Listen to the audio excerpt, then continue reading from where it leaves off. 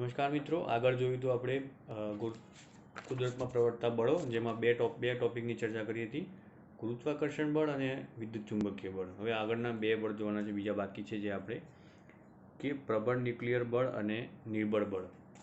તો જોઈએ તો પ્રબળ ન્યુક્લિયર બળમાં જોઈએ આપણે કે પ્રબળ ન્યુક્લિયર બળ પ્રોટોન અને ન્યુટ્રોનને ન્યુક્લિયસમાં જકડી રાખે છે. કે ન્યુક્લિયસમાં જે પ્રોટોન અને ન્યુટ્રોનના જે બે કણો રહેલા છે તેમની વચ્ચે જે બળ લાગે છે તેને પ્રબળ ન્યુક્લિયર બળ કહેવામાં આવે છે. નામ પરથી પણ તમે કહી શકો છો કે પ્રબળ ન્યુક્લિયર બળ. ન્યુક્લિયરમાં બે જે કણો રહેલા છે તેના વચ્ચે લાગતું બળ. એ સ્પષ્ટ છે કે જે આકર્ષી પ્રકારના કોઈ પણ બળ વગર પ્રોટોન વચ્ચે લાગતા વિદ્યુતીય આકર્ષણને લીધે ન્યુક્લિયસ અસ્થાયી બની જાય છે. જોઈએ કે કોઈપણ પ્રકારના બળ વગર પ્રોટોન વચ્ચે લાગતા વિદ્યુતીય આકર્ષણને કારણે જે બળ લાગે છે તેના લીધે ન્યુક્લિયસ અસ્થાયી બને છે. આ આકર્ષી બળ ગુરુત્વીય ન હોઈ શકે. આ આકર્ષણ બળ છે જે ગુરુત્વીય નથી, કારણ કે વિદ્યુત બળની સરખામણીમાં ગુરુત્વીય બળ અવગણ્ય છે. વિદ્યુત બળની સરખામણીમાં ગુરુત્વીય બળ અવગણી શકાય એટલું હોય છે. કોઈ નવા મૂળભૂત બળનો વિચાર કરવો પડે એના માટે તો જોઈએ કે પ્રબળ ન્યુક્લિયર બળ એ બધા જ મૂળભૂત બળોમાં સૌથી વધુ પ્રબળ છે. પ્રબળ ન્યુક્લિયર બળ છે જે સૌથી વધારે પ્રબળ બળ છે બધા જે બળો છે એમાં, કેમ કે જે પાયાના બે તત્વો છે, જે પાયાના બે કણો છે, પ્રોટોન અને ન્યુટ્રોનને જકડી રાખે છે, તેના માટે આપણે કહી શકીએ કે વિદ્યુત ચુંબકીય બળથી લગભગ 100 ગણું પ્રબળ છે. એટલે કે વિદ્યુત ચુંબકીય બળ કરતાં પણ 100 ગણું પ્રબળ છે. અને જે આપણે જોયું હતું આગળ કે ગુરુત્વાકર્ષણ બળ એ વિદ્યુત ચુંબકીય બળ કરતાં નિર્બળ છે. તો વિદ્યુત ચુંબકીય બળ કરતાં ગુરુત્વાકર્ષણ બળ કરતાં વિદ્યુત ચુંબકીય બળ અને વિદ્યુત ચુંબકીય બળ કરતાં પ્રબળ ન્યુક્લિયર બળ. તો કહી શકીએ કે આપણે તે વિદ્યુત પર આધારિત નથી. તે પ્રોટોન અને ન્યુટ્રોન અને ન્યુટ્રોન. પ્રોટોન અને ન્યુટ્રોન બે કણો રહેલા છે ન્યુક્લિયસમાં, એટલે 3 સંભાવના બની શકે. અથવા તો પ્રોટોન વચ્ચે લાગતું હોય, પ્રોટોન ન્યુટ્રોન વચ્ચે લાગતું બળ અને ન્યુટ્રોન વચ્ચે લાગતું સમાનપણે લાગે છે. તેની અવધિ લગભગ ન્યુક્લિયસના પરિમાણ, એટલે કે ન્યુક્લિયસનું પરિમાણ કેટલું? પરિમાણ એટલે 10⁻15 મીટર. અતિ સૂક્ષ્મ, એકદમ અતિ સૂક્ષ્મ. તો લગભગ ન્યુક્લિયસના પરિમાણ જેટલી એની અવધિ છે. ઠીક છે, રેન્જ એની 10⁻15 મીટર જેટલી છે.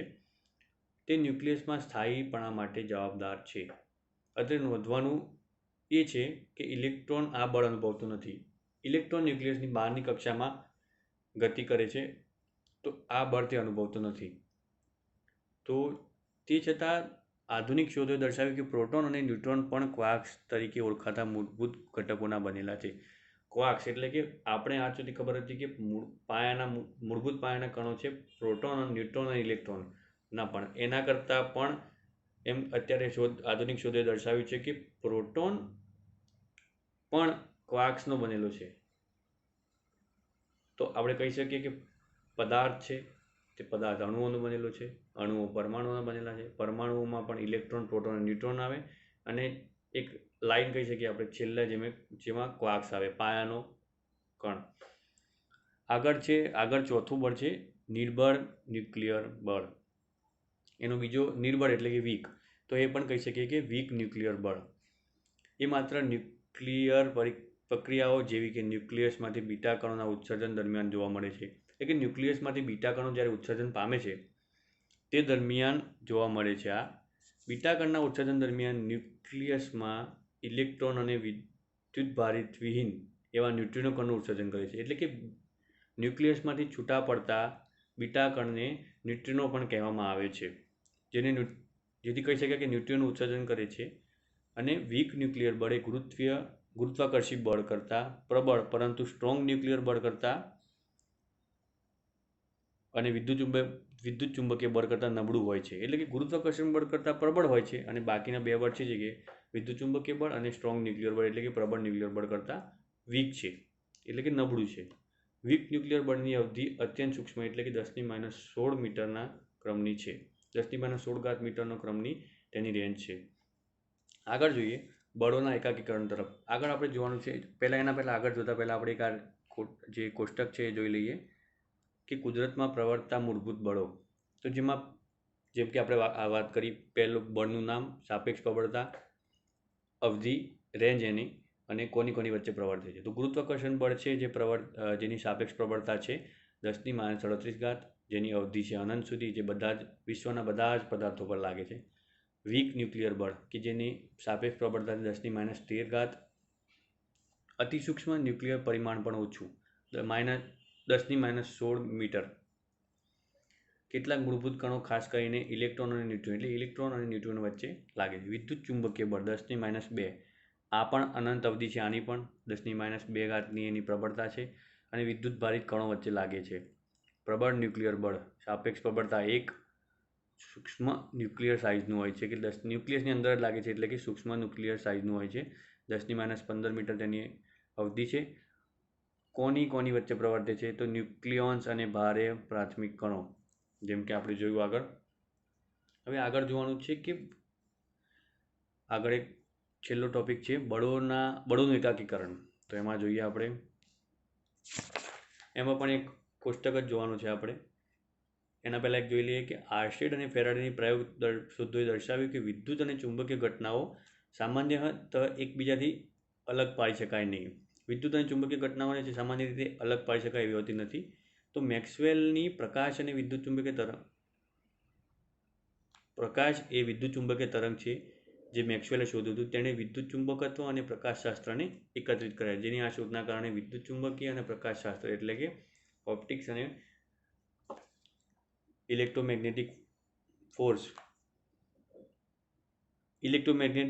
મેગ્નેટિઝમ અને ઓપ્ટિક્સ બંનેને એકત્રિત કર્યા છે, કમ્બાઈન કર્યા છે. આઇન્સ્ટાઈને ગુરુત્વાકર્ષણ અને વિદ્યુત ચુંબકત્વને એકાકીકરણ કર્યું છે. તો એના માટે આગળનો એક આ કોઠો છે, જોઈ લઈએ કે જુદા જુદા બળો પ્રભાવ ક્ષેત્રોના એકાકીકરણમાં પ્રગતિ. ભૌતિક વિજ્ઞાનીનું નામ સર આઇઝેક ન્યૂટન. વર્ષ કયું છે? 1687. ભૂલોક અને આકાશીય યંત્રશાસ્ત્રનું એકાકીકરણ. ગતિના નિયમો અને ગુરુત્વાકર્ષણનો નિયમ સમાન રીતે બંને પ્રભાવ ક્ષેત્રોમાં લાગુ પાડે તેમ બતાવ્યું છે. તે જ રીતે આગળ છે હેસ ક્રિશ્ચિયન આર્સ્ટેડ માઇકલ ફેરાડે. 1820 અને 1830માં વિદ્યુત અને ચુંબકીય ઘટનાઓ કોઈ એક જ પ્રભાવ ક્ષેત્ર છે. વિદ્યુત ચુંબકત્વથી અલગ ના પાડી શકાય તેવા બે પાસા છે, જેવી રીતે જેમ્સ ક્લાર્ક છે, શેલ્ડન ગ્લેશોવ, અબ્દુલ સલામ, સ્ટીવન વિનબર્ગ, કાર્લો રૂબિયા, સાયમન વાન્ડન મીર. આવી તેમણે બતાવ્યું છે કે કયા કયા બળોનું એકાકીકરણ કરેલું છે. આગળ જોઈએ ભૌતિકશાસ્ત્રના નિયમોની પ્રકૃતિ. તો ભૌતિક વિજ્ઞાનીઓ વિશ્વનું અન્વેષણ એટલે કે શોધ કરે છે. વિશ્વની શોધ કરે, નવી શોધો આવે છે. તેમાં સંશોધન એવી વૈજ્ઞાનિક પ્રક્રિયા પર આધારિત છે કે જેનો વિસ્તાર પરમાણુથી પણ સૂક્ષ્મ કણોથી શરૂ કરીને અતિ દૂર રહેલા તારાઓ સુધીનો છે. જેનો વિસ્તાર છે પરમાણુથી પણ સૂક્ષ્મ. ઠીક છે, આગળ જોઈએ. જુદા જુદા બળો દ્વારા નિયંત્રિત ભૌતિક ઘટનાઓમાં સમય સાથે ઘણી ભૌતિક રાશિઓ બદલાઈ છે. બળોના નિયંત્રણ દ્વારા જુદા જુદા ભૌતિક ઘટનાઓમાં સમય સાથે ઘણી બધી ભૌતિક રાશિઓ પણ તેની સાથે સાથે બદલાય છે. જ્યારે હકીકત એ છે કે કેટલીક વિશિષ્ટ રાશિઓનો સમય સાથે અચળ રહે છે. એવી કેટલીક રાશિઓ હોય છે જે સમય સાથે અચળ રહે છે, જેને પ્રકૃતિની સંરક્ષિત ભૌતિક રાશિ કહે છે. જે સમય સાથે અચળ રહે છે તેને પ્રકૃતિની સંરક્ષિત ભૌતિક રાશિ કહે છે. અવલોકિત ઘટનાઓમાં માત્રાત્મક વર્ણન માટે સંરક્ષણના સિદ્ધાંત સમજવા જરૂરી છે. આગળ જોઈએ બાહ્ય સંરક્ષી બળની અસર હેઠળ થતી તંત્રની ગતિ માટે ગતિ ઉર્જા અને સ્થિતિ ઉર્જાનો સરવાળો એટલે કે યાંત્રિક ઉર્જા અચળ હોય છે.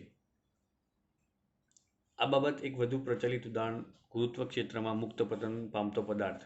સમય સાથે મુક્ત પતન પામતો પદાર્થ છે એ ગતિ ઉર્જા અને સ્થિતિ ઉર્જા જે સરવાળો અચળ રહે છે તેનું પ્રચલિત ઉદાહરણ છે.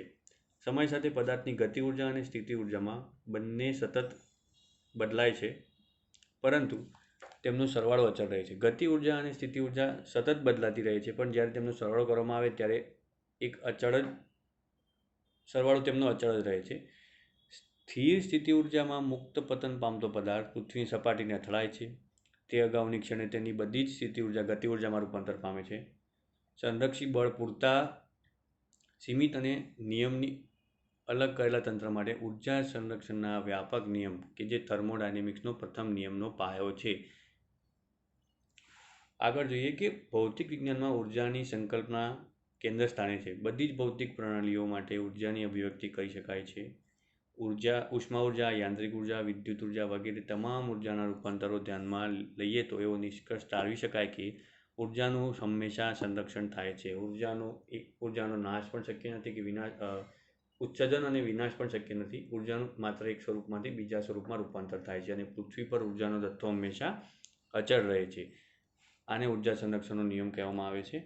આગળ જોઈએ કે કુદરતના બધા જ પ્રભાવ ક્ષેત્રોમાં સૂક્ષ્મથી સ્થૂળ સુધી ઉર્જા સંરક્ષણના નિયમનું પાલન થાય છે. જેમ કે આપણે વાત થઈ કે કુદરતના બધા જ પ્રભાવ ક્ષેત્રોમાં ઉર્જા સ્થૂળથી લઈ સૂક્ષ્મ સુધી ઉર્જા સંરક્ષણના નિયમનું પાલન થાય છે. આઈન્સ્ટાઈને સાપેક્ષવાદનો સિદ્ધાંત આપ્યો. તેમાં પહેલાં દ્રવ્યનો નાશ થઈ શકતો નથી તેમ માનતું હોવાથી કુદરતના અન્ય મૂળભૂત નિયમોમાં દ્રવ્ય સંરક્ષણનો નિયમ સમાવેશ થયો હતો.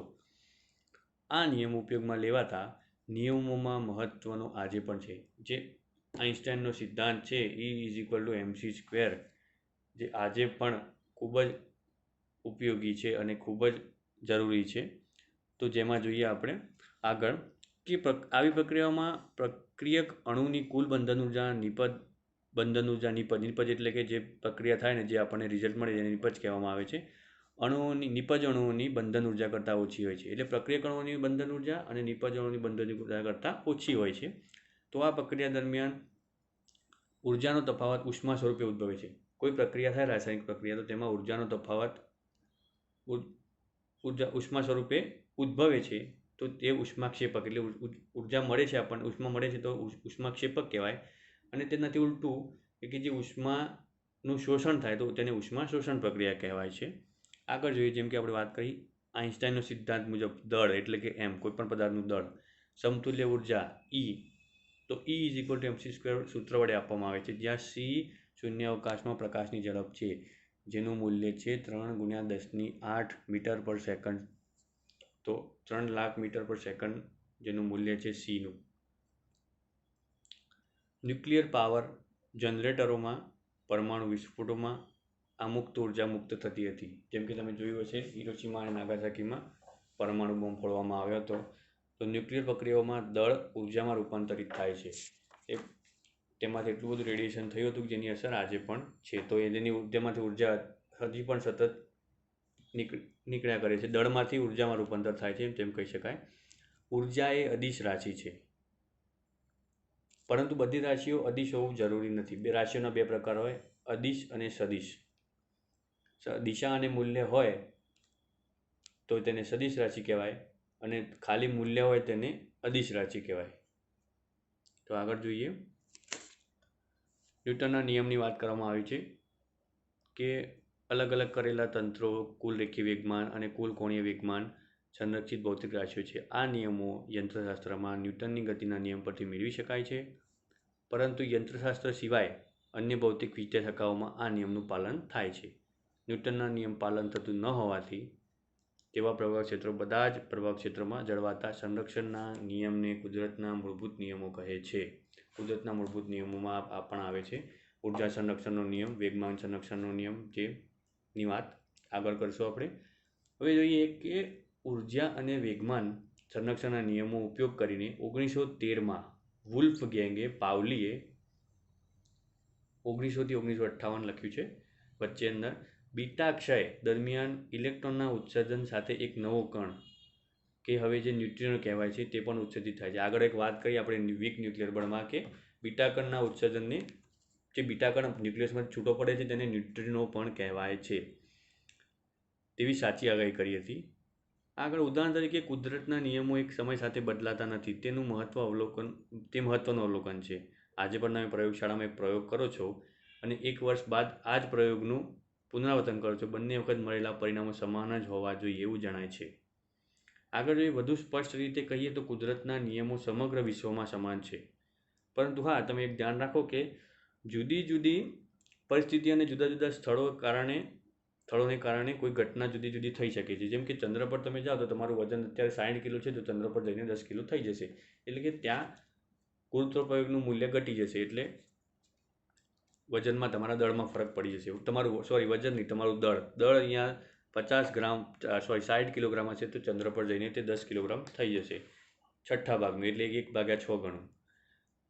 ચંદ્ર અને પૃથ્વી પર ગુરુત્વાકર્ષણનો નિયમ સમાન છે. અવકાશના સ્થાનાંતરની સાપેક્ષ કુદરતના નિયમોની સીમિત રેખીય વેગમાન સંરક્ષણનો નિયમ આપે છે. આ જ રીતે અવકાશ સમદિગ્ધર્મિતા એટલે કે આઇસોટ્રોપી ને કારણે કોણીય વેગમાન સંરક્ષણનો નિયમ મળે છે. વીજભાર સંરક્ષણનો નિયમ અને મૂળભૂત કણોના લક્ષણો કેટલીક અમૂર્ત સમિતિઓ સાથે સંકળાયેલ હોય છે. કુદરતમાં પ્રવર્તતા મૂળભૂત બળો આધુનિક સિદ્ધાંતોમાં અવકાશ, સમય અને અમૂર્ત સંદર્ભોની ભૂમિકા કેન્દ્રીય સ્થાને છે. તો આપણે આ ચેપ્ટર અહીંયા પૂરું કરીએ છીએ. કોઈ પણ તમને તકલીફ પડી હોય સમજવામાં, સમજણ ના આવી હોય તો કોમેન્ટમાં જણાવવા વિનંતી. ઠીક છે, તો મળીએ આવતા આગળના ચેપ્ટરમાં, જેનું નામ છે માપન, એકમ અને માપન. ઠીક છે, મળીએ.